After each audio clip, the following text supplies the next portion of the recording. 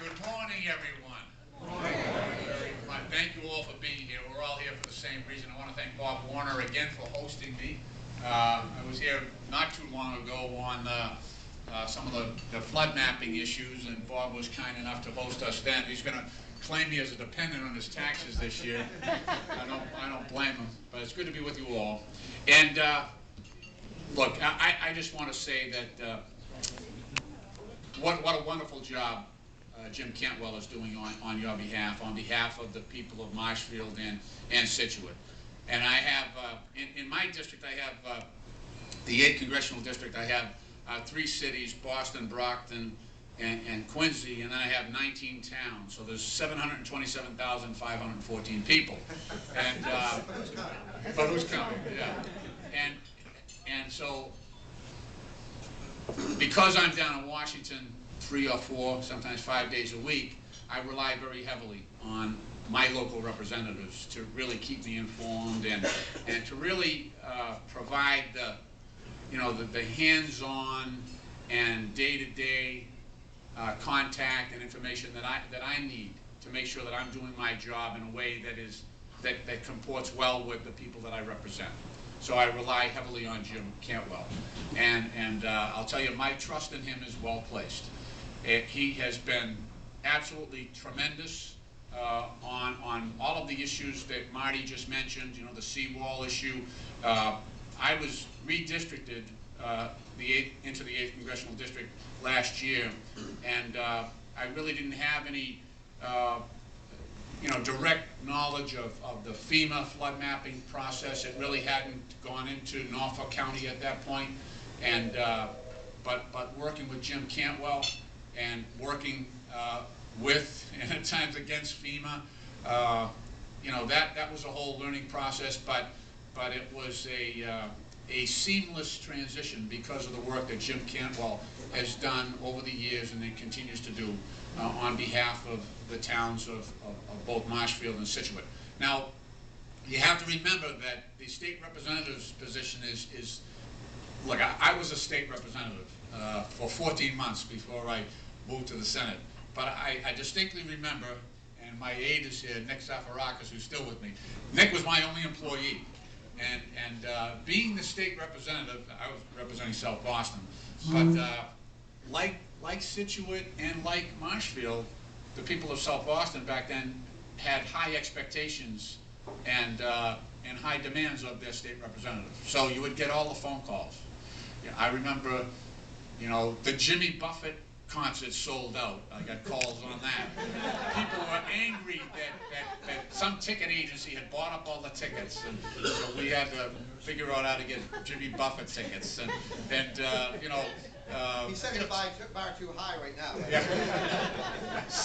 I remember this woman, a senior citizen, called me, and very hard to understand on the phone, but she had her dentures made, and they were made incorrectly. And she had a blister on her gums, and her grandson was getting married on Saturday, and this was like Thursday.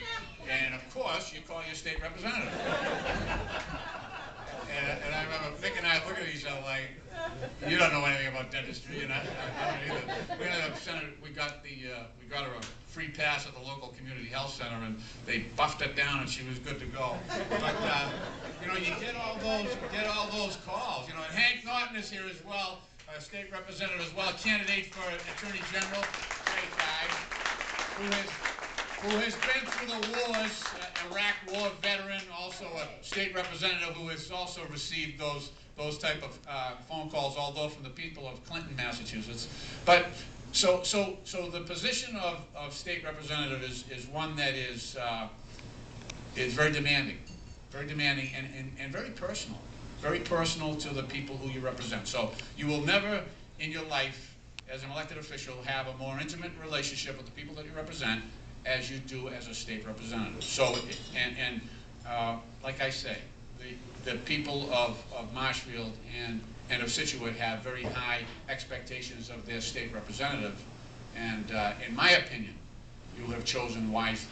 You have chosen extremely wisely on behalf of your communities to have Jim Cantwell represent you.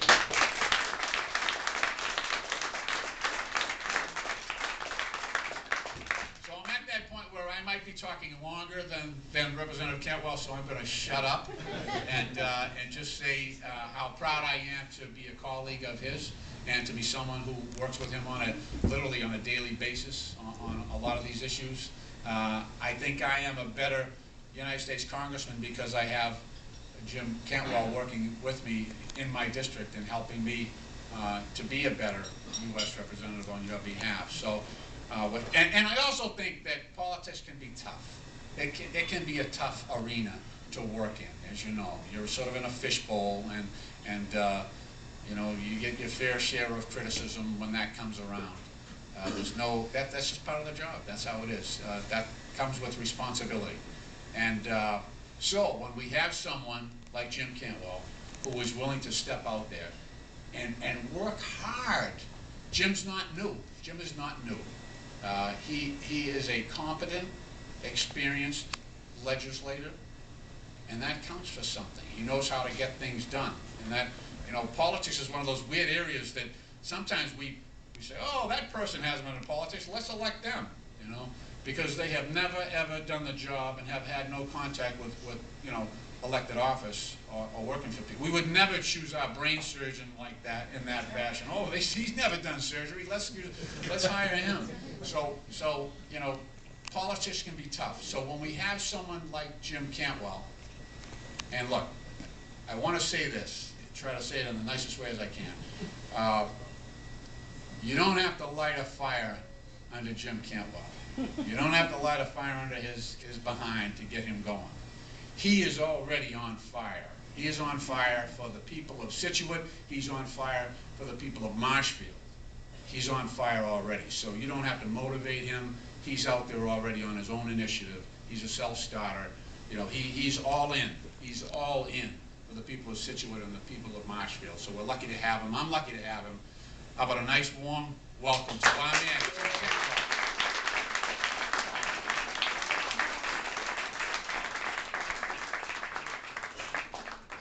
And the Congressman is always very, very humble, because one of the things that we'll talk about in a moment just is Steve's leadership on flood insurance and a number of other matters. The joke that you were saying for Bob Warner, this, by the way, Bob, where's Bob?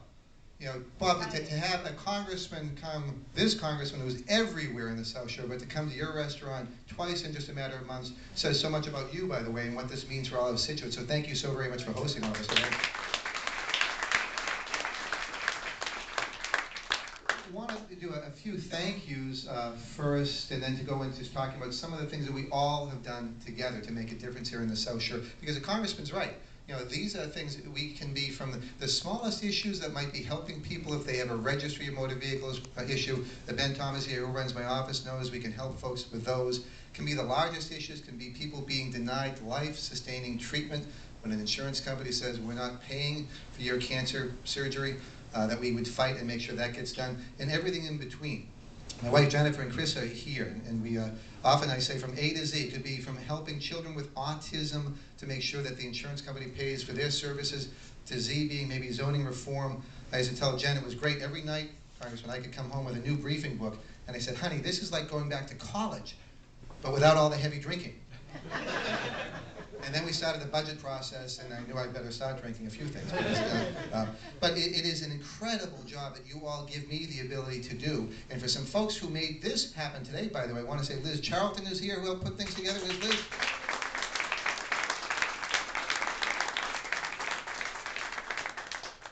My treasurer, who makes sure everything's perfect, my sister Maureen, with my father, my dad Jack, and my brother Kevin is here. And I was asking all of them when we were saying, coming out, that here we're all getting up early in the morning on a Saturday to come out when it's, what is it, 15 degrees out, right? And why do we do these things? 12 degrees now. But thank you for Matt McDonough, who's one of our great selectmen from Marshfield, Marty, who you all met, Marty O'Toole, Tony Vignani, for all the things that we do. Why is it that all of you are here at 9 in the morning on a Saturday? Why is it for what we all do? And it's because we know what we do together matters. We make a difference on so many issues. And it's important for us when you're here right now, we're living in a kind of a cynical age when people are saying government can't do anything that helps, whatever we're doing can be wrong. There are mistakes that are made, which we know with FEMA, but we do make a great difference. Here in Massachusetts, we are #1 in healthcare coverage for our citizens across our whole state. We're #1 in student performance. We're #1. Our bond rating, by the way, when the federal government bond rating was being reduced and people were calling into question their ability to pay bills, ours got improved to the best we've had in the history of our state, because we know, Democrats, Republicans, Independents, we knew how to get things done when we had a real crisis in government. Standard & Poor's looked at us and said, you guys are doing things right. My standard thing when people came, my Christopher here with his hat on, poor Chris has to go down, Jen's driving him down to be sleeping outdoors tonight, 15 degrees, he's going to be out, we're Battleship Cove, Chris, right? Chris was with me when we were here this summer, and we were doing things for Heritage Days, when people would come up, and clearly there are challenges that we're all working on, and we're going to talk about a couple of them. But every person that came up, I'd give them my card, say, call Ben, Ben's going to help, I'll be very happy to help. But I ended every conversation of saying, look, we hit the cosmic lottery to be born at this time in the world's history, to be able to live here in Scituate and Marshfield, the beautiful ocean that we have, our quality of life. I did it so many times that at the end, after like the 12th time, Chris walked up and said, okay, cosmic lottery guy. He said, Dad, you're saying that over and over. I'm like, buddy, but they're hearing it for the first time. You're hearing it for 12 different times. But I want to thank Chris and Jen for lending me to this service. So when I talked about, when people will be cynical, saying government can't do things, push back, because here are some great examples. What you all are doing right now, there's a woman on the issue of FEMA with flood maps. Doris Crary, who I don't know if she's here. Doris is just such a tremendous example of what one person 20 years ago, when FEMA was going to do this before Congressman, when they were going to rewrite maps and they were going to make changes that would have been disastrous. One woman helped lead the charge back then to make a real difference. And we both claim Doris because she lives both in Scituate and Marshfield. So it's kind of nice that she does both. But right now, that began with Doris coming to a meeting with Congressman Keating back in July and saying, these new maps came out, we all have to act, and you were right on top of this, so we want to thank you. But the way, as you know, the story was Doris coming to the Marshfield and Scituate selectmen, saying here are the maps, and the selectmen taking immediate action to be hiring experts to push back and to do appeals. Joe Rossi and David Ball, where's David, by the way, David and Joe? David and Ball for our Scituate Coastal Coalition and our Marshfield Coastal Coalition. So locally, the work, David, that you were doing, I was there when you gave the overview of Bigger Waters, and people said, oh my goodness, this is in the summer, and we were told we only had 90 days to act. So at the local level, the selectmen leading things with the coastal coalitions, they spoke out.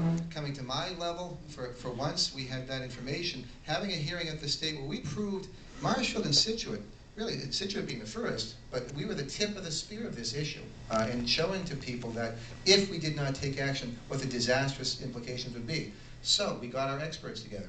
Carol, right here, Carol Conway, Pullman. Carol came, we had a hearing, Congressman, where she testified and showed that if we did not take action, and Liz Charlton, who helps run all the campaign for me, for realtors, that if we didn't, we were looking at 30 to 40% losses in the value of people's properties. Joe Norton, who I know may be on his way, Joe Norton being one of the leaders in the banking world, saying that would trigger a whole foreclosure crisis, because if people are losing that kind of equity in their homes and receiving bills like your office has helped to combat, we had people here right over at the lighthouse getting bills for $62,000 a year for flood insurance. Your office, by the way, a big congratulations, because where's Jeb Banks, by the way? Jeb, but you know, you lived it. It was this congressman that helped to push it back, so thank you.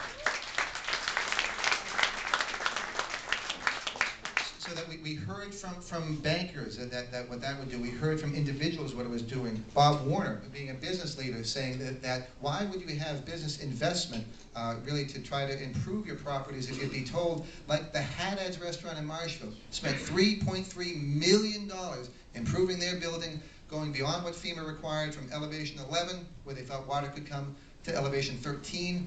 All that money, they were out of the floodplain. A year later, FEMA says, we got it wrong, we're doing new maps. I'm sorry, you're going to have to spend some $20,000 a year to stay in business.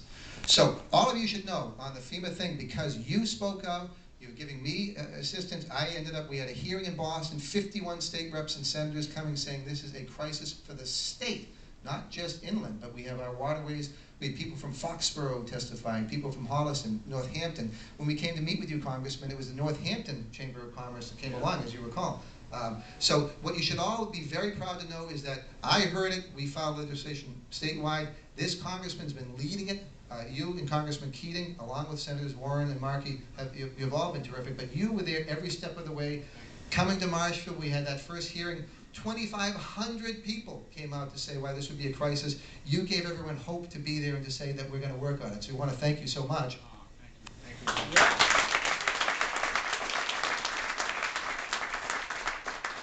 And the quick update, by the way, because of the Congressman's work, we know the maps that have been promulgated, Congressman Keating and yourself working together to prove those are fallacious, and with the delegation letter you're doing to push back, hopefully those maps are going to be rescinded, and then the work on the bigger waters, Congressman, the amendment you have filed with others to try to work, we're hoping in the spring to see some action there so we can freeze the rates for people so people can afford to stay here in our wonderful towns.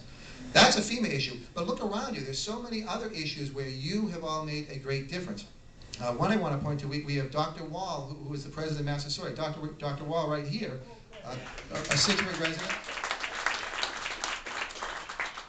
You all should know that Dr. Wall being one of the leading people, we identified that here in Massachusetts there are thousands of jobs going unmet in the fields for maritime issues, with Ed Lawford as well. Ed, we got the whole board back here, right? We got our mayor board right here.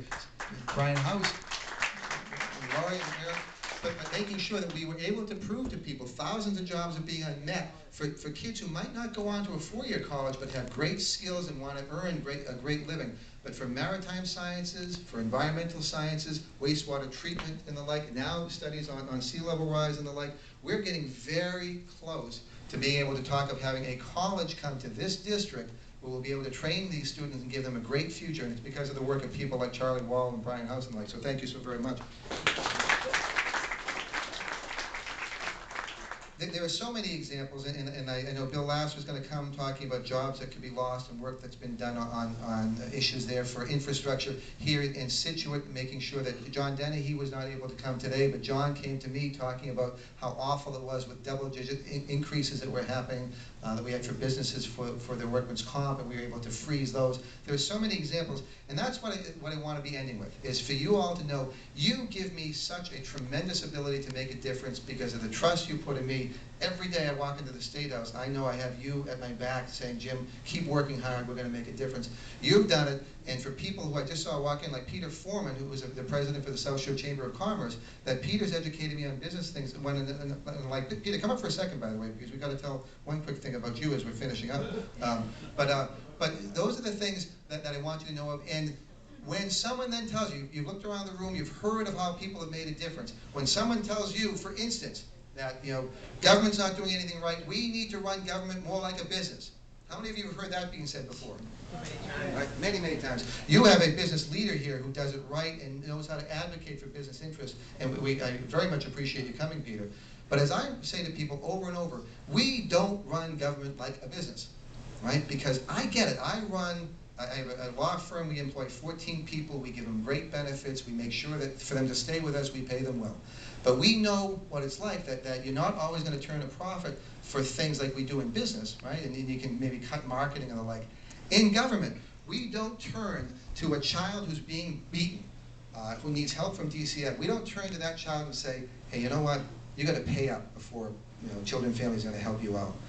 We don't turn to a senior citizen who needs services here at the Council on Aging and say, you know what, you've worked your whole life, you're paid in, but we're sorry, you're not going to get any supplemental nutritional assistance, which, by the way, about 60% of the people who get it in Situate are senior citizens. We don't turn for people who need transportation services. They don't turn a profit, but we need that. That's a lifeblood for us. Those are things, thank goodness that in my life I don't need services from the Department of Mental Health, the Department of Mental Retardation, but those services are so important to give us the great quality of life we deserve. So when people push back and say that we need to run government like a business, you say, you've met people who have made a difference around here, you've met me, you've met your congressman who does a great job, and tell them, you know that we run a great government here. We'll make our changes, we'll make an improvement, but with your help, we're going to continue to do a great job. Thank you so very much for all of you coming out.